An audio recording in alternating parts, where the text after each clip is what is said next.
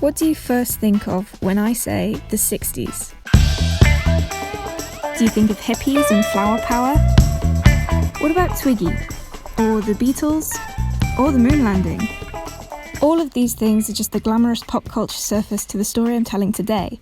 This is a story about the other side of the 60s coin, something that affected the lives of millions: rebellion and revolution. Throughout the decade, politics have been heating up with demonstrations against the Vietnam War in both the US and UK. The biggest events of the civil rights movement were also occurring, as well as a general increase in union-led industrial action. Though the picture I've painted thus far is one of the growth of progressive movements, this was not all-encompassing. There had not yet been a widespread women's liberation movement, and the lives of most 60s women were relegated to housewifery or meagre rates of pay in comparison to their male counterparts. In fact, the Women's Employment Survey of 1968 found that women earned less than 5 shillings an hour, £4.40 in modern currency. It was in this political and social context that our rebels earned their title.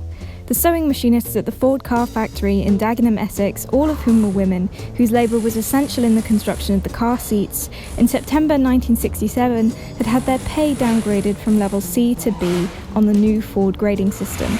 This classified their work, which required training and examination, as unskilled labour. To add insult to injury, they were only paid 85% of what their fellow male unskilled workers were. After months of asking and being refused to be graded back up, and a one-day walkout on the 29th of May, the real strike began on the 7th of June 1968, when 187 machinists, led by Rose Boland, Eileen Pullen, Gwen Davis and Sheila Douglas, demanded to be valued by their company. We can gauge the magnitude of the strike by reading the telegram sent to the Prime Minister Harold Wilson's office from the UK's Managing Director of Ford, W.M. Batty. These documents, kept at the National Archives, clearly illustrate the panic Batty felt, as he cites the production stoppage of 2,200 cars, the cancellation of £8 million worth of Ford Cortina orders, complete closure of UK factories, damaging of relationships with American dealers, and complete losses of £30 million overall. To me, this is a direct representation of how important the strike was, despite Wilson's acquiescence to Batty and utilisation of First Secretary of State Barbara Castle to negotiate an agreement where the machinists would not receive equal pay nor be graded up, but instead receive 92% of what their male co-workers earned.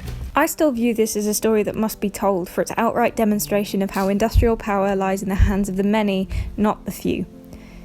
Only 367 of them, including the 180 women from the Halewood factory that joined the strike, were able to cause such impactful losses and real fear in the industry heads that barely recognise them otherwise. Nowadays, we undervalue the importance of union action in a world post-Thatcher, with the dawn of policies intended to remove faith in the effectiveness of unions. And of course, the world of work looks very different to the way it looked in 1968. But the principle remains the same.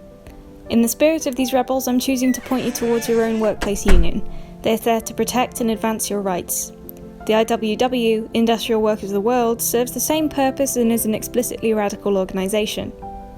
I also encourage you to think about the ways that exploitation has evolved. In 2020, the UK gender pay gap was a frankly enraging 15.5%, and these statistics do not account for intersectional differences between race and non-binary gender identities. By pointing this out, I don't want to dampen the achievements of the Ford machinists, but rather bolster it. There is still a fight to be had. This reveals their true bravery. All in all, I want to finish this reflection on the story of the Dagenham strike with a quote from another document at the archives, a letter sent from an unnamed worker to the Prime Minister on the intentions of the strike. "We are fighting a great fight. Equal pay for women. We at Fords have started the ball rolling. Our unions are backing us. Funds are coming in. We're all out for battle. Fords is the beginning. Soon it will be every industry in Britain out because of us women at Fords."